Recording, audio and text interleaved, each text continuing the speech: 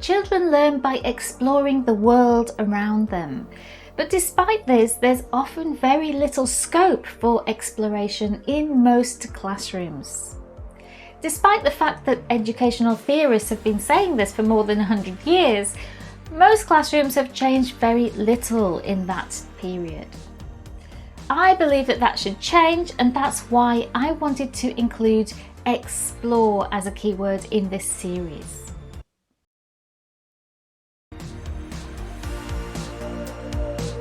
As teachers, we should design activities that allow for exploration and discovery as part of the learning process. Why? Well, first of all, exploration fosters curiosity.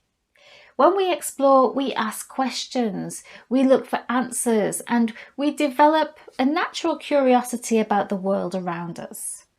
This curiosity is the driving force behind learning. If you'd like more ideas on sparking curiosity, go back and watch videos 6 and 7 in this series. Exploration also helps students develop problem-solving skills. When we explore, we encounter challenges and unknown situations, and this helps learners develop problem-solving skills. And of course, exploration is fun.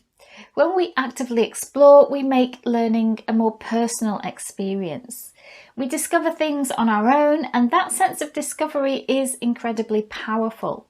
It creates a positive attitude towards learning that can last a lifetime. But how can we get our students to explore in our English lessons, and what can we explore?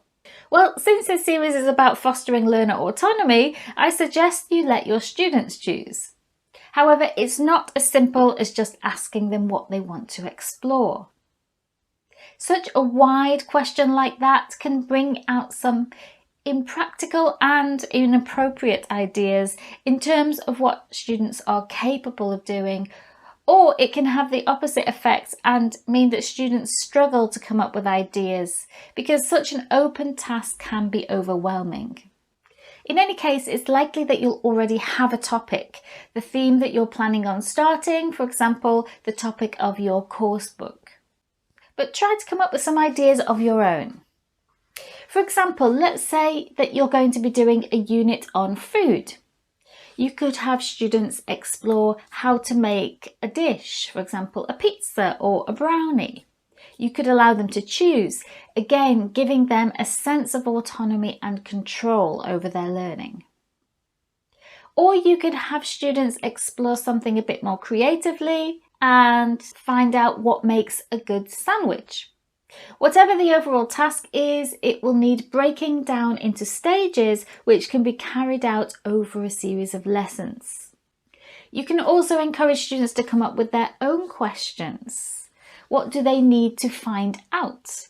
For example, with the best sandwich example, they might need to ask questions about the types of bread, different fillings, combining different ingredients and how well they go together in terms of taste or texture.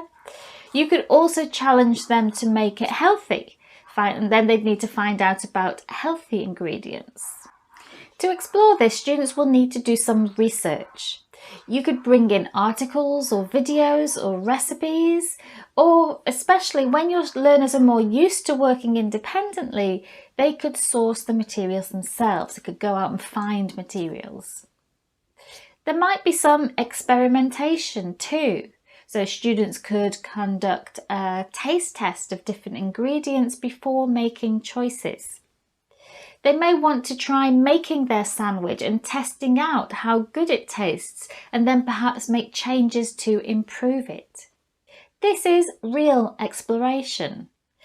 Now, of course, the type of activities that you choose will depend on your topic and the age of your students.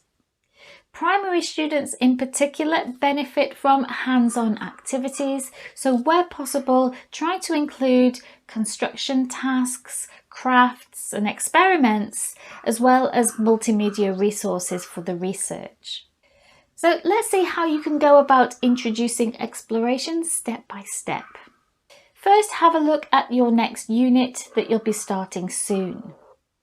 Think about the topic and what interesting angle you could explore with students.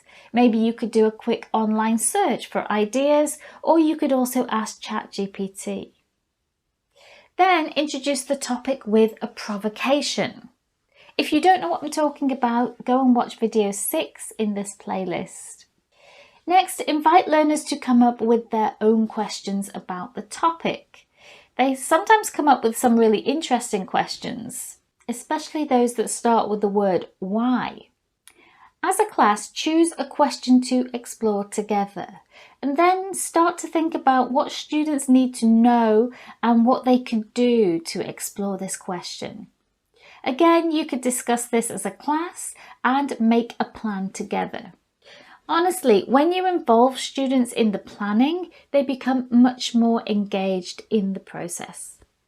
Finally, this week's tip. Although I recommend free play and exploration with provocations, so giving students a few minutes to interact with materials to introduce the topic, I don't recommend it for the exploration phase. Here, students still benefit from some support and guidance. So when you give students an exploration task, if possible, give them a list of steps to follow. So, are you ready to let your students go and explore? I hope so. And I'd love to hear about what you're doing with your students, so please do add a comment below. And if you're interested in learning more about inquiry-based learning, which is kind of what I've been talking about in this video, you can go and watch some of the other videos on my channel or go and take a look at my website. You'll find the link in the description. See you next week.